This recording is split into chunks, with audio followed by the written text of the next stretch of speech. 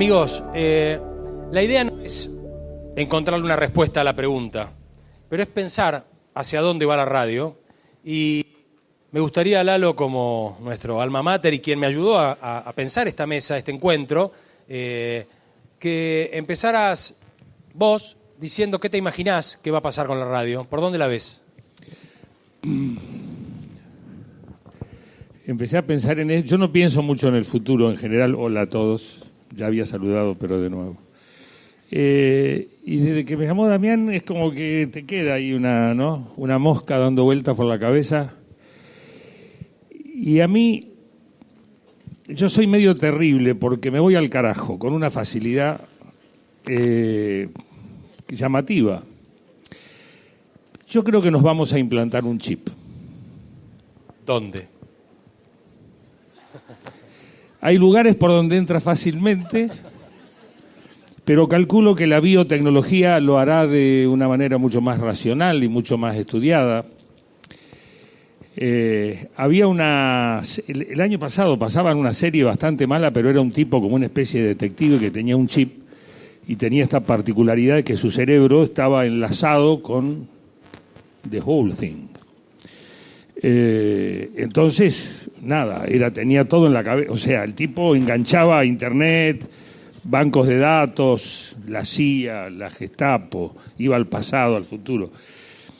Y como yo creo que la ciencia ficción siempre tiene razón y se termina siendo cierta, lo más lógico me parece es que no usemos más aparatos de ninguna naturaleza y que el aparato esté adentro de nuestro organismo y sea un bioaparato, una mezcla de biotecnología, de informática, de mini baterías, y te lo ponen acá atrás de la oreja y vos tenés la televisión adentro, internet adentro y por ende la radio adentro.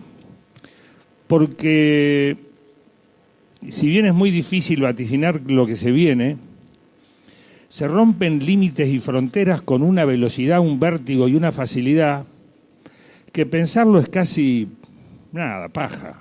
Porque pensás una cosa y mañana dices, no, ya fue. Entonces, me atrevo a decir que, no sé, puede que sea un chip, seguramente será digital.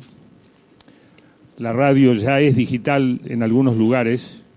El hecho de ser digital le da una plataforma múltiple de multimedia que hace que vos estás escuchando la radio, pero la podés rebobinar, podés escuchar lo que pasó antes, diferentes cosas que se pueden a través de la digitalidad, pero de eso seguramente va a hablar Julio mucho más. Y entonces, nada, eso me asusta un poco. Y digo, yo en realidad soy un tipo que habla por un micrófono, y eso es la radio. Sea un chip, sea una espica, te la metas en el culo, esté en el auto y sea digital, análoga. Es decir, si un chabón en el campo está arando el campo, sembrando soja, y va escuchando a uno que le habla, eso es radio. ¿Por dónde le llega? Entonces ahí uno cae en que la radio en realidad está presa de su propio contenido, porque cuando le ponemos imagen no es más radio, es televisión. Cuando le ponemos imagen más hipertexto no es más, qué sé yo, multimedia. Y la radio es un tipo pasando discos y tocando una guitarra o hablando o pasando noticias. La radio nació como una transmisora de eventos. Las primeras radios no tenían ni siquiera contenido. Era la ópera, la pasaban. Una pelea de box, la relataban. Un partido de béisbol, lo contaban. Una obra de teatro, le ponían micrófonos. O sea, el evento, la radio era el medio entre el público y el evento. Ahí empezó todo. Y después se fabricó el contenido, que es un estudio donde, ¿qué se hizo? Se representaba lo mismo que se transmitía. Traían gente a tocar, hablaban, hacían teatro. O sea, lo que hacemos hoy, ¿no? Un pibe adelante de la cámara de su pequeño clip de YouTube está haciendo lo mismo, se está expresando. Si le pone imagen, es como una televisión. Si solo escuchamos la voz, decimos radio. ¿Será radio? No sé, la verdad que no sé. No sé qué mierda va a pasar. Pero, Lalo, no tengo la menor idea. Lo que hay sí. También detrás, aparte de una persona hablando en un micrófono, es el hábito de las personas del otro lado de escuchar y solo escuchar, o sea, no mirar, sino escuchar en diferentes momentos. Yo generalmente digo que nuestros hábitos van cambiando, ahora lo escuchamos en el bondi, en el celular, lo escuchamos en el auto porque tardamos mucho más tiempo para trasladarnos en cualquier lugar y por eso la radio va creciendo, pero siempre, aparte de alguien en un micrófono, hay alguien que solamente, por su hábito, por su necesidad, porque está manejando y no puede estar mirando una pantalla. Escucha solamente, ¿cierto? Escucha solamente. Sí. Esa función sigue estando viva. Escuchar a alguien mientras no haces nada. Escuchás, la mamá de Paula tiene una radio en la cocina y otra en la habitación, contaba hoy a la mañana Paula Zuccotti. Digamos, lo que me parece que sigue vivo es la necesidad también de escuchar para poder estar haciendo otra actividad. O sea, ese que está del otro lado, ustedes que hacen radio saben que está en algo, sí. ¿no? Igual hay que ver que creo que los hábitos van cambiando. No sabemos qué va a pasar con las nuevas generaciones. Yo creo que los chicos jóvenes de hoy, por ejemplo, mis hijas no escuchan radio. No sé si es porque yo laburo en radio, no creo, porque sus amigas y compañeros de colegio no escuchan radio. Entonces también puedo avisorar un mundo donde la radio sea un nicho mucho más pequeño en el futuro, porque el uso y la costumbre será on demand, qué sé yo, escuchar y ver cosas que uno elige, y no que, bueno, tiene otro vértigo diferente, tiene otra cosa, pero eso no se puede modificar. Hay un mucho. Ejemplo de esto que decís vos, que es el podcast radio, ¿no? La radio que vos Claro, elegís cuándo claro. la escuchás y Sí. cuándo la bajás. Y hay gente que está haciendo experiencias interesantes en ese sentido, que no tenés que esperar la programación, sino que vos la elegís escuchar cuando vos quieras. Me gustaría preguntarle a Julio, que tiene una experiencia diferente de lo que estamos diciendo nosotros recién. O sea, es una radio que tiene un teatro que creó Pergolini, Vorterix, que tiene una sala, que transmite en vivo, que tiene cámaras. El otro día fuimos a una entrevista y ahí me pasaron el audio con un video que pesaba no sé cuántos megas. Y claro, era tele, era radio. Y estás viendo de lo que hablan, lo estás viendo en una pantalla si tenés pantalla. Exactamente. Si vas en el auto, solo lo escuchás como una radio normal. ¿Y cómo es laburar para esa radio? ¿Cómo es esa radio? Contanos tu experiencia ahí. Bueno, la experiencia Vorterix lo que hace es amplificar la radio. Es radio, pero también a su vez es streaming y a su vez es un teatro, y entonces invita a participar de más experiencias que la radio solamente. Entonces, para aquel que va en el auto lo puede escuchar, y si no puede verlo porque no llega a verlo, a la noche va a su casa y va a buscar para ver esa imagen. ¿Hace eso la gente que Sí, escucha sí, Vorterix? O sea, sí, se la ve. propuesta que escuchó la va a buscar después. La va a buscar después y también la pide. Ajá.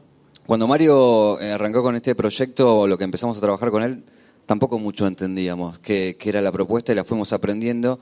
Y lo bueno que también los oyentes la fueron aprendiendo, porque a medida que Vorterix fue rodando y fue mostrando lo que tenía para ofrecer, los oyentes fueron aprendiendo esa forma de consumir y después ya exigían esa forma de consumir. Porque ¿Qué exigen? Porque se pasaban los recitales que se hacían en el teatro, entonces si hay un recital que no se pasaba, decía, che, ¿por qué no pasan ese recital? ¿Qué pasó que no pasan ese? O algún show afuera. Entonces, de alguna manera, todo lo que se fue haciendo después quedó como algo que se tiene que hacer siempre, y el oyente lo exige. Tiene esas tres patas, cuatro diría, porque tenés la radio, tenés el teatro, tenés el streaming en vivo y tenés la página de internet, que a su vez tiene su contenido propio, que no está en la radio. Entonces, invita a participar de todas esas experiencias. Lo que se ve y lo que se está viendo es que la gente, bueno, ya lo decía, la gente más joven está dejando de consumir radio. Hoy en día, si vos ves, los aparatos de radio en sí ya ni se venden casi.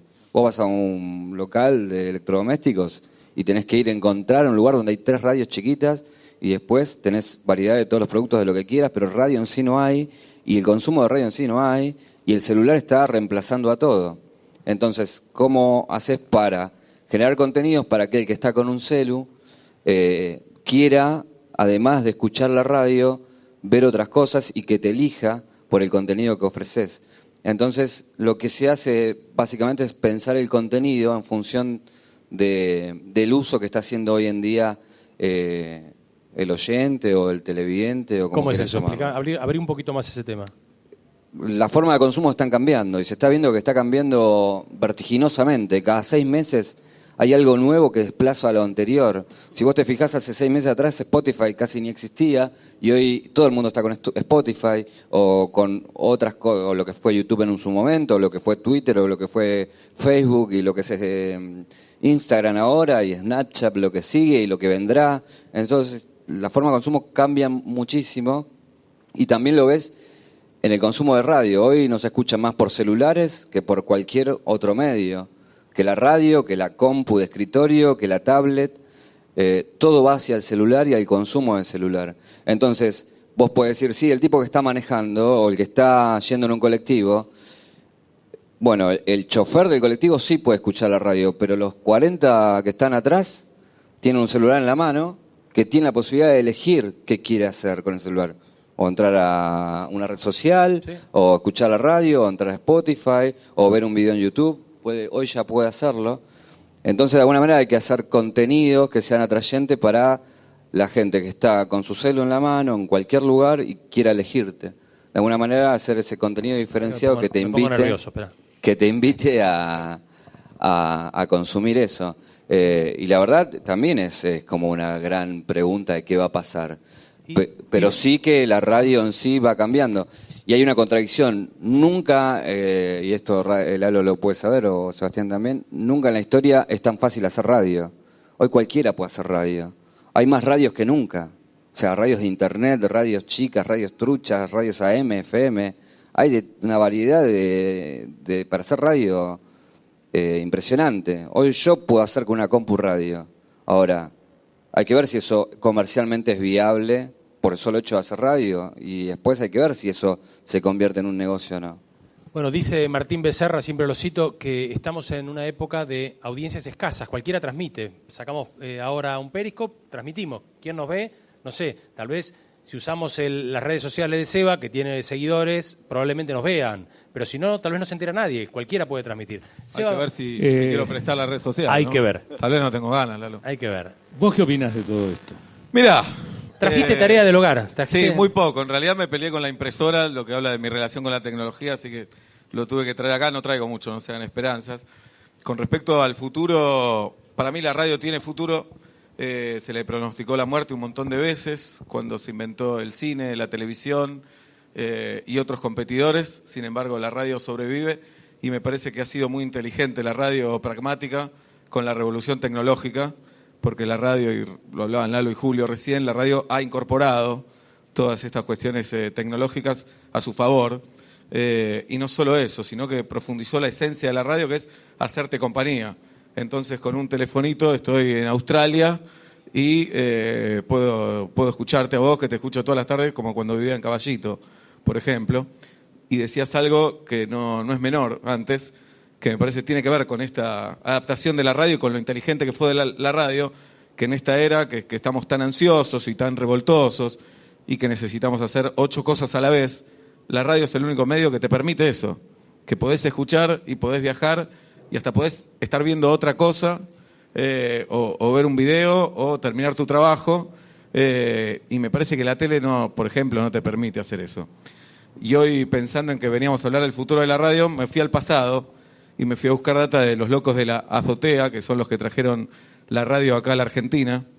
Un dato tonto, pero no menor, que Susini, que era el principal loco, nació el 31 de enero, igual que Fernando Peña, que para mí Fernando fue el gran revolucionario de la radio. Lalo decía recién que la radio es un tipo, una persona, un fierrito que es un micrófono poniendo discos. Coincido plenamente con eso, pero creo que solo un genio como Fernando pudo romper con eso y hacerte creer que había 25 personas en el estudio cuando estaba él solo. ¿Qué decían los diarios en esa época cuando aparecieron los locos de la azotea? Decían, la radio forma una especie de fraternidad, intercambiando noticias, hablando unos con otros a grandes distancias e incluso transmiten conciertos. Digamos, esta frase carga ingenuidad y sorpresa, pero me parece que no ha cambiado mucho la radio. Y tal vez si en 100 años sigue Mediamorfosis con tus bisnietos y nuestros bisnietos. El holding Mediamorfosis. Etcétera. Ya se hace en la cancha de River. Me parece que para hablar de radio esta definición no va a estar tan alejada. Seguramente lo que va a cambiar es el modo de escucharla y con qué aparatitos la escuchamos. Pero me parece que la esencia de la radio sigue siendo esta. Y creo que rescata tanto la esencia de la radio eso, que llego a pensar que todo lo demás es más de lo mismo. Porque, en definitiva, cuando apareció la televisión, ¿qué hicieron? Le pusieron una cámara al tipo que antes estaba en la radio, leyendo noticias, pasando avisos o jugando dos actores a una comedia dramática, que era un teleteatro, que antes se llamaba radioteatro. Y lo que hace un pibe frente a la cámara para subir a YouTube es más o menos lo mismo. Entonces, ¿qué buscamos? La radio siempre transmitió a distancia, hizo como era, juntaba amigos. No, es muy genial, porque Sí. es como lo de las redes sociales. Fraternidad, una especie de fraternidad. Una generó. especie de fraternidad.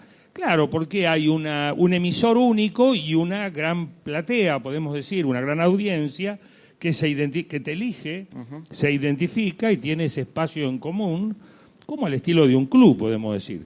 Es lo mismo que pasa con un youtuber al que sigue 1 millón de personas. Por algo lo eligen y buscan ese mensaje de ese señor que tiene algo para decir a una masa de gente que tiene algo para escuchar.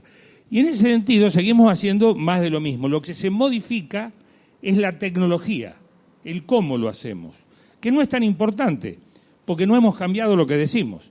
Seguimos hablando de amor, de violencia, de fútbol, de chistes, qué sé yo, seguimos haciendo las mismas cosas. Y cambian los aparatos, cambian las máquinas, cambia la velocidad, todo esto nos sorprende, pero seguimos haciendo las mismas cosas. Entonces el futuro de la radio por ahí es siempre el mismo, ¿no? Es conservar esto de tener algo para decir. Yo siempre le digo a los pibes, ¿y qué es lo importante? Tener algo para decir, porque si no sos un plomo. Claro. Y esa es la esencia, la búsqueda del ser humano de tener cosas para decir. ¿Cómo lo hizo a través de la historia? Escribió libros, folletines, gritó en las plazas, qué sé yo, se subió en un tiempo a un estrado político y ahora sale en televisión. Claro, Damián recién citaba a Becerra diciendo que las audiencias son escasas, me parece que era así la frase, y me parece los que van a sobrevivir son estos, los que tengan algo para decir, los que tengan algo para transmitir, un contenido. Yo les cuento una anécdota del rating en vivo y la radio sin radio. En la plaza del FNA, en Marruecos, había 4 tipos en las 4 esquinas. ¿No? Unos pibes, a uno lo seguían 5, a otro lo seguían 3, a otro 12 y a uno 60. Y cada vez que terminaba de decir algo, una moneda. O sea, la gente vivía. Le pregunté a un tano que había, ¿qué hace? Cuentan las noticias. Acá la gente no sabe ni leer ni escribir y ellos son el diario. Escucharon la radio a la mañana seguramente, o leyeron el diario si sabían leer y consiguieron uno, y después le cuentan las noticias a la gente que quiere enterarse. Y le digo, ¿y por qué este tiene 3, este tiene 4 y aquel tiene 60? Y lo más maravilloso que ahí yo descubrí el rating sin aparato.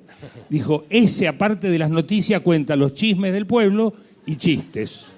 Era Tinelli. En la plaza, ¿entendés? Ese es el fenómeno de la radio. Claro. Los 4 tenían las mismas noticias. Entonces, las audiencias, mínimas o máximas, dependerán de tu discurso. Llamémosle discurso, contenido o lo que sea. Bien. Y de pronto, no lo sabemos, esto se atomiza en los próximos años por esta vertiginosidad de la técnica en millones de programas de radio. Y cuando eso esté ocurriendo, tal vez, improbable, inchequeable, aparezca un tipo que hable al que escuchemos todos a la vez en este puto mundo y nos coja a todos juntos. No es inviable lo que estoy diciendo, porque la tecnología se prepara para eso. La concentración del poder, la concentración económica, si bien no se dice de manera abierta, tiene esa fantasía en la cabeza. Y el día que haya alguien que tenga algo importante para decirnos y todos nos quedemos, nos cogió. Hay otro mi escepticismo de lunes a la tarde. Hay un punto de vista distinto. Voy a sacarlos de eje, pero seguimos hablando de la radio, que tiene que ver con el eje económico de la radio. Yo lo que veo es que lo que sí se ve en la radio es un cambio estructural tecnológico. Claramente se puede hacer radio con muy pocas cosas y se puede emitir por internet. Pero hoy lo que veo en las radios, principalmente, es que hay un dueño de una radio, de una emisora, que hace un negocio y hay un conductor de cada segmento que puede vivir de eso y después hay una cantidad de gente que presta servicios que yo creo, me animo a imaginar, que en un futuro pueden llegar a quedar descartados del sistema. Porque la economía no lo soporta, porque ganan muy poco, porque la gente, en general, el productor, el técnico en radio, no puede vivir con un solo programa, como puede tal vez sí un conductor, pero aparte, porque los oficios, me parece, es posible que sean desplazados. Se empieza a ver cada vez más el conductor que también opera su propio programa. Hay un cambio también en eso y las tecnologías se están facilitando. No sé cómo lo ven ustedes o si conocen experiencias en ese sentido o si conocen radio donde todo el mundo gane bien. Bueno, nosotros nos llenamos de guita, esto está claro, ¿no? A costa del resto que gana claro, poco. que gana muy poco. Sí, Sí. es verdad. Hay un desplazamiento de los oficios, eso no ocurre solamente en el mercado de los medios. Dentro de la radio hay ciertas estructuras que no se tocan demasiado en virtud de una cosa cultural argentina que es el sindicalismo. Tenemos una fuerza sindical muy importante y toda la parte técnica, por ejemplo, es intocable.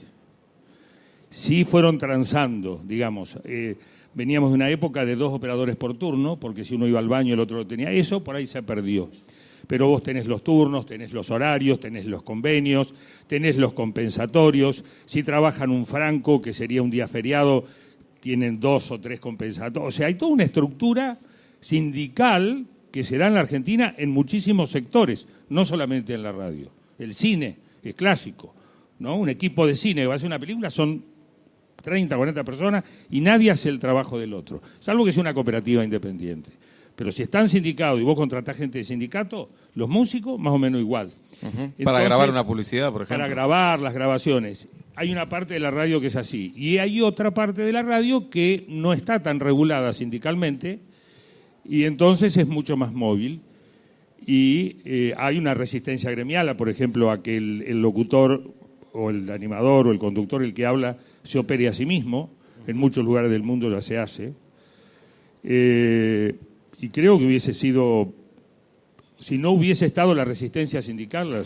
Pero va a haber una tensión fuerte ahí. Hay tensión, hay y digamos, si el modelo económico se complica, la tensión va a ser más fuerte. O sea, podemos imaginarnos que en el futuro, si el modelo económico de la radio se complejizara, es posible que esas tensiones sindicales sean mucho más fuertes. Sí, es probable que ya existan y me parece no solo es una cuestión laboral, sino es una decisión artística. Claro. En lo que es mi caso, claro, mi operador hace un laburo artístico, no es que hace un trabajo técnico nada más. Que nosotros no podríamos hacer, claro, que estamos hablando. Absolutamente, son artistas, construyen claro. a partir de lo que nos pasa en el aire. Y si creemos en esta cosa absoluta y omnipotente de que podemos hacerlo, no. Podemos hacerlo en detrimento de otras cosas que dejaremos de hacer. Absolutamente. Si yo disfruto de hacer radio de la manera que lo hago, con un operador que es el mismo hace 10 años, con una producción a la cual conozco, con un grupo de gente que, o sea, donde hay una química y todo lo demás, y a mí mañana, suponte, me echan y viene otro, después me dicen, bueno, te voy a contratar de nuevo, pero vas vos solo, yo creo que ya no voy, me dedicaré a otra cosa, porque tendría que aprender de nuevo y además porque no es la idea. Uh-huh. Es una serie de microlaburos que convergen en un show. Para mí la radio es un show. Está bien, puede haber un show unipersonal. Bueno, poneme un operador, qué sé yo, digo, como esencia, ¿no? Habría que pensar, estoy haciendo futurología pensando, ¿no? ¿Qué pasa con esas múltiples radios en Internet que están donde todos hacen todo y probablemente sean microeconomías? Cuando esa gente madure, crezca, ¿cómo va a ser? O sea, ustedes vienen de una radio que tiene una escuela y una manera de vivir, como vos decís, trabajo hace 10 años con esta persona y genera un tipo de radio de una calidad donde tu operador es un artista, claramente, son artistas. Bueno, pero si querés, acá tenés un ejemplo de 2 tipos que hacen una radio que ya no se hace, que se preocupan por lo artístico, por cómo suena, por el guión. Es muy difícil encontrar hoy en día en las nuevas generaciones y en un montón de las mismas generaciones que hagan ese laburo, cuidado artístico, y también por eso les va como les va, pero no hay... yo cuando lo escuchaba a Lalo, cuando era pendejo, quería hacer lo que él hacía, porque me volaba la cabeza. Hoy yo no sé si un pibe escucha otras radios que le pase lo mismo lo que nos pasaba a nosotros. no hay. Nunca creo vuelve que... a pasar 2 veces lo mismo, o sí, qué sé yo, que el mundo cambia. Pero bueno, nosotros, eso habría que preguntarle a los pibes que están iniciando todos estos proyectos ahora. Sí, también habría que ver, hablamos de los pibes como valorando o pensando que, bueno, si la ola son, o sea, los pibes son los que vienen, los que van a consumir mañana. Pero yo creo que hoy, si pensamos en hoy, la gente de mi generación, 40, 50, 30 y largos, yo creo que están consumiendo más radio que antes. Yo creo que tal vez están mirando menos horas de televisión y están reencontrándose con la radio y reencontrando momentos individuales con personas. O sea, te quieren escuchar a vos, quieren encontrarse con vos, quieren escuchar a Barsky dándole las noticias a la mañana, quieren encontrarse con él. Yo creo que habría que, no tengo números, ¿no? Pero me parece que en generaciones, en gente más grande, la radio está funcionando y con una influencia enorme. Sí, y hay datos sorpresivos, como por ejemplo que las radios musicales, algunas tienen gran porción de la torta de audiencia, que parece insólito. Si uno se puede musicalizar su propia vida cuando quiere y escuchás el disco entero que quieras, no tenés que ir a una disquería como íbamos nosotros esperando que salga el último disco de Beck, por ejemplo. Hoy lo podés encontrar en cualquier lado. Y me parece, todavía la radio guarda un costado romántico, que es lindo encontrar la canción que te gusta cuando estás arriba del colectivo, del auto, del tren, donde fuera, y te sorprende esa canción que te gusta. Y me parece que lo que decías vos también tiene que ver con que me parece se relaciona un poco con el teatro, que parecen dos medios obsoletos, decís teatro, radio, ir hasta un lugar para ver una obra de teatro.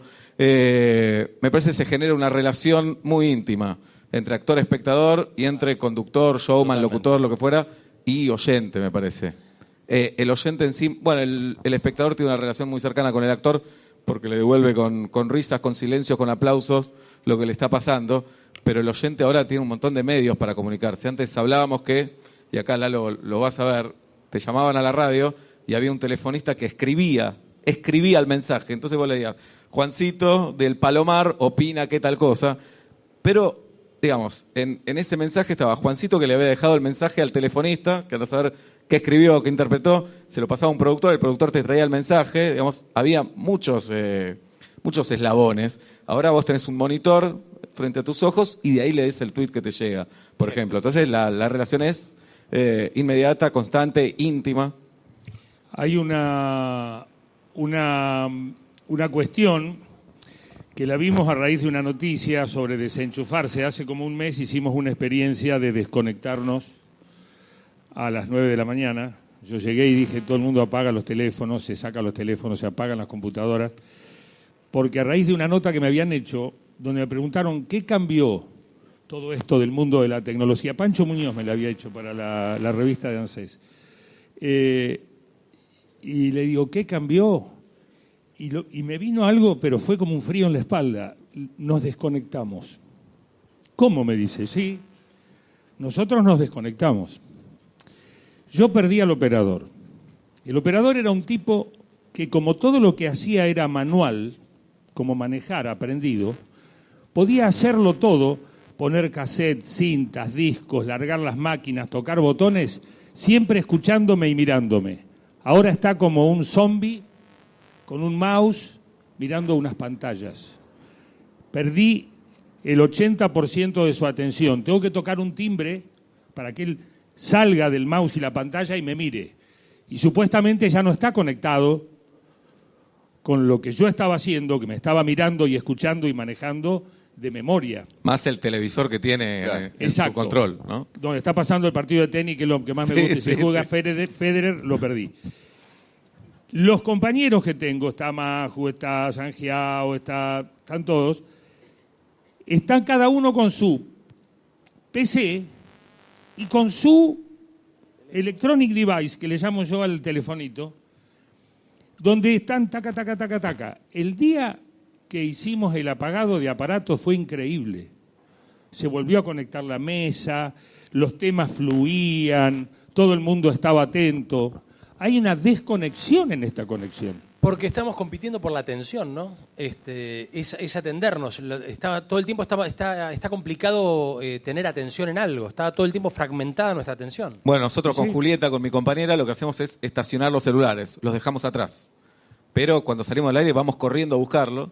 a ver qué está pasando En la tanda. En la tanda, claro, a ver qué está pasando. Sí. Y a veces tengo un mensaje de Matías, Martín, por ejemplo, o de Andy, que me están aportando algo a lo que ya dije hace 10 minutos, ya no me sirve. Entonces te agarra una contradicción ahí. Decís, por no tenerlo, no tuve ese dato. Pero tal vez estuve más conectado con mi compañero. Lo que vos decías antes, los que estaban en la mesa tenían el pulso de cómo iba el programa por el mensaje telefónico que le llevaba al conductor y a nadie más. Y todo el mundo estaba interactuando. Hoy en día están todos conectados viendo lo que dice el oyente en Twitter, lo que dice en Facebook. Entonces, eso también va modificando el contenido, que antes no pasaba. Sí, somos muy vulnerables también, Sí. porque es tan fácil modificarle el humor al conductor. ¿No? Te inventás 10 cuentas de Twitter y le pones, lo que acabas de hacer es una mierda con distintas palabras y le cambiaste el humor a todo el equipo. Mataste. Es Esto es facilísimo. una mierda. Generás y hay que apagar todo. Bueno, Claro. pero eso tiene que ver con. Sí. Tiene que ver, más allá de la radio, tiene que ver con quien está del otro lado y lo que nos está pasando a todos. Es un poco lo que veníamos hablando desde hoy a la mañana. Vivimos conectados, a los hombres nos nacieron antenas, estamos conectados, antes no estábamos conectados, necesitamos estar conectados. Entonces cambian los del otro lado, pero cambian los de este lado también. O sea, estamos con el mismo medio, con la misma plataforma y haciendo esa línea de audio que se transmite, ya no a través de galena ni de transistores, pero se transmite, pero somos diferentes los que estamos acá y los que estamos allá, ¿no? Bueno, me gustaría abrir un ratito para preguntas de la gente, si quieren hacer alguna pregunta, porque vamos a tener que ir cerrando en unos minutos. Si están tímidos, no se pongan tímidos ahora. Nos preguntamos nosotros mismos. Claro. Sí, yo me pregunto para qué traje la computadora. No, para leer a Susini. Leer esa frase. ¿Leíste- Esa frase no la iba a saber de memoria, sino. ¿Leíste no ibas a verla. a Susini? Sí. Podcast. va con Podcast. micrófono. Va micrófono. Ah, Hable fuerte. Si se puede convivir con la radio. radio y podcast, ¿cómo se llevan? Julio. No, hay una experiencia, no recuerdo el nombre ahora, en Estados Unidos, que fue muy como revolucionaria y, digamos, yo en todo esto que está pasando soy también del palo de que me encanta la radio y me gusta lo que es hacer radio, pero también veo que está cambiando y a mí me preocupa como productor de cómo cambiar eso y cómo acompañar ese cambio. Y esta experiencia fue de una periodista que contaba un crimen que había pasado hace 15 años atrás, creo, y que, volví a investigar ese crimen porque había alguien que estaba preso, supuestamente inocente, que había matado a su novia. Hizo toda una investigación y la fue colgando en capítulos. Y explotó de millones de lo que decía Lalo, ¿no? Alguien que eligió contar una historia, que la contó de determinada forma y que despertó la atención. Y vos decís, bueno, los podcasts por ahí son algo de escasa audiencia. Y eso comprobó que no, que depende de lo que hagas, elijas el formato que elijas, si la historia es buena, puede llegar a ser consumida por muchísima gente. Entonces, creo que conviven, el podcast como contenido independiente, no como una reproducción de lo que ya salió al aire. El tema es encontrar qué contar, cómo contarlo para que sea atrayente. Y eso demostró que sí, que hay mucha gente que está ávida de consumir ese tipo de cosas. Porque vos decís, yo te cuento una historia de un crimen en Estados Unidos, hay miles, pero de alguna manera lo contaron de una forma y lo hicieron de una forma, con una rigurosidad que despertó el interés de millones de personas. Bueno, está el chabonito que estaba en la guerra, una de las últimas de Medio Oriente, cuando los americanos y todo, que trabajaba para CNN, y en CNN decía una cosa que era el manual CNN, y él hacía un posteo personal con su teléfono y tenía 7.000 veces más seguido, que lo terminaron echando, o terminó arreglando, no me acuerdo. Lo veía más gente por YouTube que gente lo escuchaba en la CNN.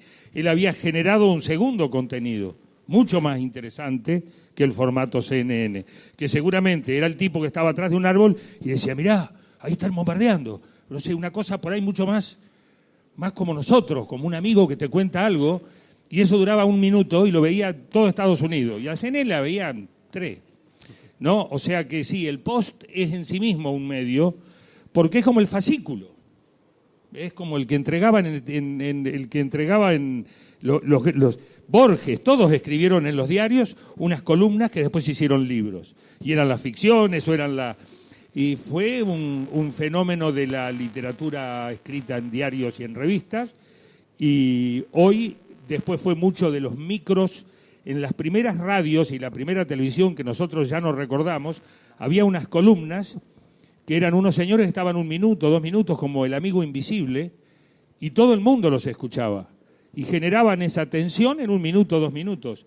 Eso hoy está de alguna manera en lo que dice él, en la gente que postea historias, postea información, por otro lado, con otra disciplina y prácticamente en libertad absoluta, porque eso es lo que tienen los que postean solos. Ponen lo que quieren, no dependen de la CBS, de la NBC, de la CNN.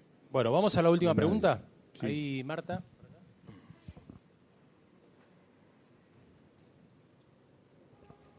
Hoy hablaban del tema económico en la radio y tradicionalmente la radio se financió con los auspiciantes, con la publicidad.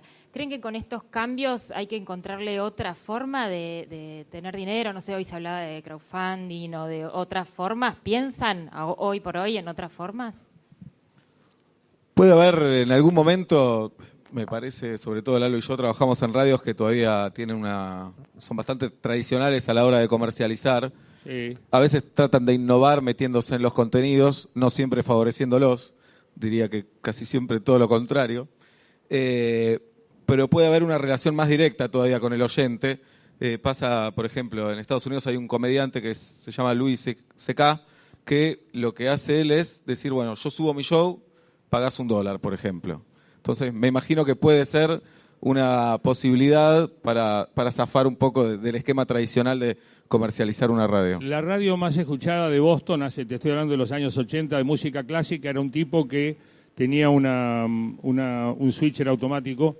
Aparecieron en los años 70, vos podías programar toda una radio mecánicamente con discos sin que hubiese nadie manejándola, era automática, con cintas y cuestiones.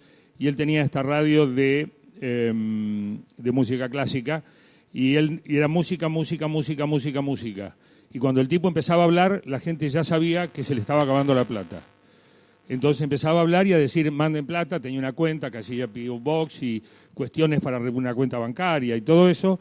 Y entonces toda la audiencia, que era muy grande en todo Massachusetts y todo ahí, le mandaba plata. Y él dejaba de hablar y eso significaba, no, es un código, que el tipo ya no había que mandarle más por ahora. Y le duraba 2 o 3 meses. Pará. Y la radio funcionaba así. ¿A vos los oyentes no te llevaron plata una vez con la negra? Nosotros hicimos la famosa campaña del dólar para Sí. nuestras vacaciones, $1, que fue publicitada por nosotros como la única campaña de pedir plata donde vos sabías fehacientemente a dónde iba la plata. Claro, a las vacaciones de ustedes. Sí. Acá no hay ninguna cosa. Y recaudamos una cantidad que yo no estoy autorizado a decir. ¿Pero a dónde porque te fuiste? Bernasi no. Sí, ¿a dónde te fuiste? Nos fuimos de vacaciones, pero esa plata no la gastamos en las vacaciones. Nosotros terminamos el contrato, nos terminaron, en la Rock and Pop de Buenos Aires, una Divina Comedia, y con esa plata se hizo una obra de bien, que tampoco voy a contar.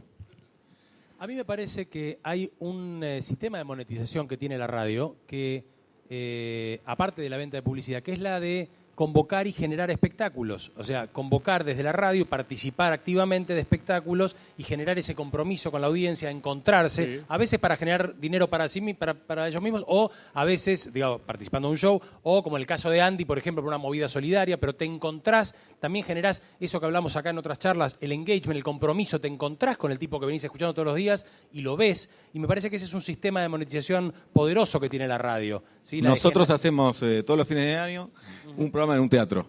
Hacemos el programa en el Ópera, por ejemplo, pero la entrada es gratuita. Por eso a la radio no le gusta tanto hacerlo. No, Claro. mentira. Pero sí, auspician algunos, pero hemos decidido no cobrar entrada. Hay, digamos, es frecuente, es común, es decir, cuando las radios fomentan espectáculos artísticos, en general no hay una pauta publicitaria como de un producto duro, sino que hay una participación de borderó. Exactamente. Es un sistema más laxo, más Exactamente. blando.